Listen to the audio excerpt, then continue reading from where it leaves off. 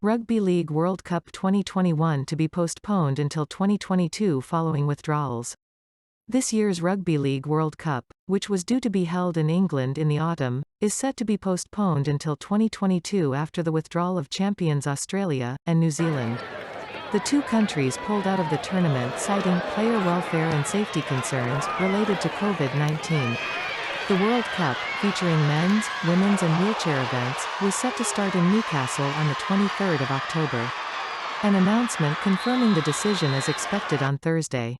That follows a number of emergency meetings which were called after the abrupt withdrawals of Australia and New Zealand. Organisers were given only 4 minutes notice that the antipodean neighbours intended to pull out on the 22nd of July, with Rugby Football League, RFL, Chairman Simon Johnson calling it a selfish, parochial and cowardly decision. John Dutton, chief executive of the tournament, last week gave it a 50-50 chance of going ahead as scheduled this year after discussions with the board and numerous stakeholders, including players.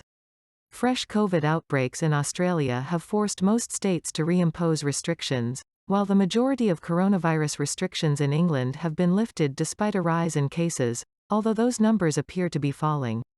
There were concerns about players and staff having to quarantine for 14 days on their return to Australia, with the country's borders currently closed because of the pandemic. Rugby league officials estimate about 400 to 500 players, staff and team officials from Australia's National Rugby League, representing several different countries, would be impacted by any quarantine measures on their return to the country after the tournament. Those measures would mean players would only return to their NRL clubs 2 weeks before trial games for the 2022 season begin.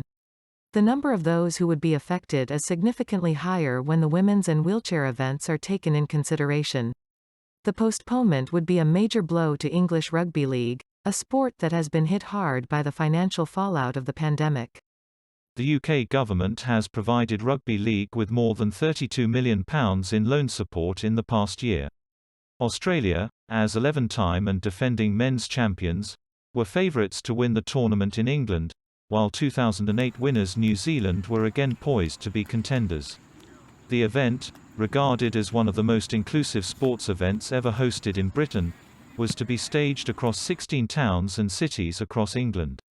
St James Park, home of Premier League football side Newcastle United, was scheduled to host the opening game between England and Samoa.